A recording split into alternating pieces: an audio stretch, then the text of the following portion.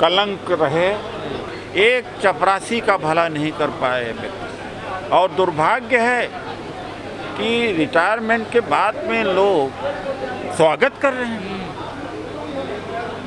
यानी अपने मिट जाने का स्वागत कर रहे हैं।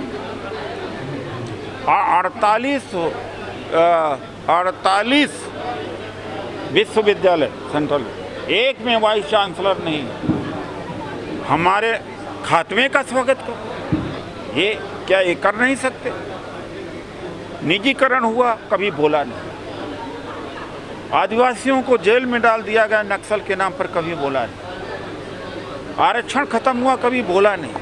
राजीव गांधी फेलोशिप जो पीएचडी के लिए खत्म हुई, बोला नहीं कभी। ऐसे आदमी का स्वागत किया जा रहा है। इसके मतलब कि जो काम न करे, जो मनुवादियों के साथ रहे, उसका स्वागत किया जाए। और स्वागत करने वालों के लिए मैं क्या शब्द कहूँ, ये इलाज आप लोगों को भी करना चाहिए कि स्वागत किस बात का, किस बात का स्वागत। आश्चर्य होता, बड़ा दिल मेरा दुखी हुआ।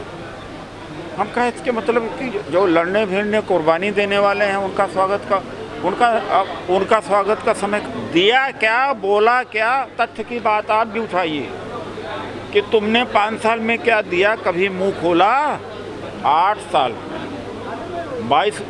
16 करोड़ रोजगार देना चाहिए था सरकार के द्वारा, और दिया 7,22,000, आधा % भी नहीं दिया।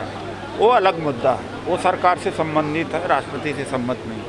हम लोगों का अधिकारों को दमन होता हुआ उनका साथ दिया, 5 साल तक कुछ बोला नहीं, उस आदमी का स्वागत किया जा रहा है। कौन लोग हैं जो स्वागत कर रहे हैं?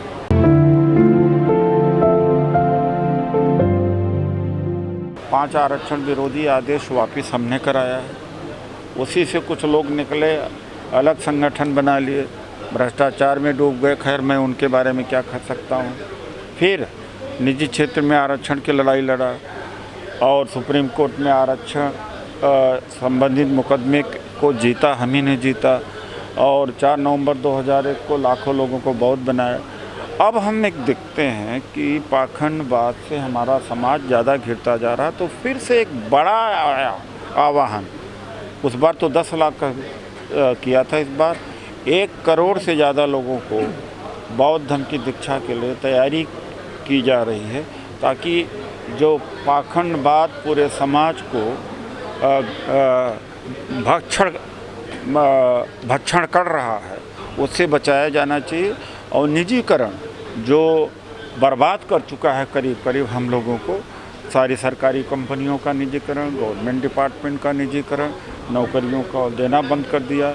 नई शिक्षा नीति में आरक्षण है ही नहीं, आने वाली है। इन सब पर लोग चुप हैं, लेकिन कोई बैठ कर के आलोचना करे या बैठ कर के भाषण दे या कभी कभी इसके ऊपर अपना दर्द जाहिर करे, इतने मात्र से नहीं चलेगा। हमें मैदान जंग होना चाहिए। आज 700 लगभग पूरे देश से प्रतिनिधि आए, इतना ही आए थे 18-19 जून को। तो तैयारी है, लंबी तैयारी है। हमने हमेशा मैदानी लड़ाई लड़ी है। रामलीला मैदान 22 बार भरा है, 22 बार भर करके सरकार के ऊपर दबाव बना। तो जो व्यवहारिकता की बात है हम करते हैं।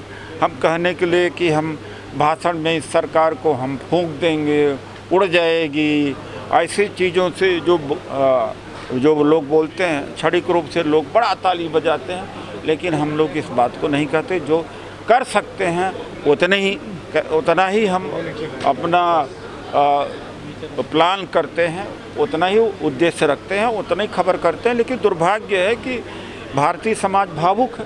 2 करोड़ रोजगार मिलेगा, लोग भावुक हो गए। विश्व गुरु क्या है, लोग भावुक हैं। तो हमारा भी समाज उतना ही भावुक है, लेकिन हम सच के रास्ते पर चलते जा रहे हैं। सच पर रास्ते पर चलने में हमें बहुत पीड़ा हुई है।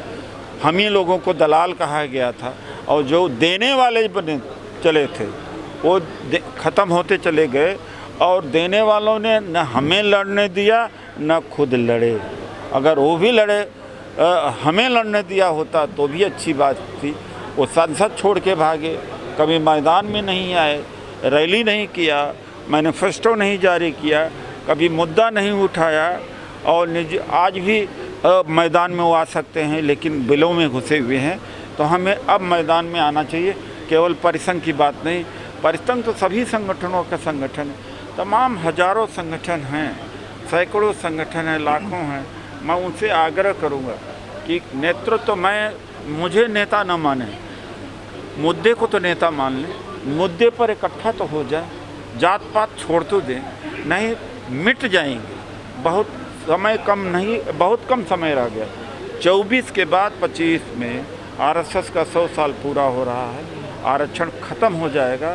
संविधान के तमाम सारे पन्ने इन्होंने फाड़ दिए हैं, बाहर से जिल्द दिख रही है। वो दर्द है हमारा, वो तकलीफ़ है हमें इस बात का बहुत, लेकिन समाज क्यों नहीं समझ पा रहा है, मुझे बड़ा चिंता है।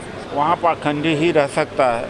अब राष्ट्रपति बन गई हैं तो उनके लिए हम नहीं कुछ कह सकते हैं, लेकिन बीजेपी है ही पाखंड की पार्टी, और बीजेपी के द्वारा जो चुन करके आएगा वो अलग थोड़ी हो सकता। जो अलग होगा उसको बीजेपी हटा देगी। 20 मई 2014 को बायोडाटा लेकर के मेरे घर आए दमनजीत सिंह, विवेक से उनका 2 एविडेंस हैं, पूछ सकते हैं। जिसकी हैसियत यह नहीं थी कि लोकसभा का टिकट बीजेपी देने के लिए कंसीडर करती, पैनल में नाम नहीं था उसके। मैं तो कुछ नहीं कर पाया, लेकिन बीजेपी में दबाव मेरा था शुरू में, तो उन्होंने सोचा मैं कुछ करा दूंगा उनके लिए, तो उनकी कुछ सिफारिश किया। लेकिन खैर मेरे सिफारिश से ये मैं नहीं कहता कि उनका कुछ हुआ, लेकिन 1 साल के बाद में गवर्नर हुए, इसके राष्ट्रपति बने।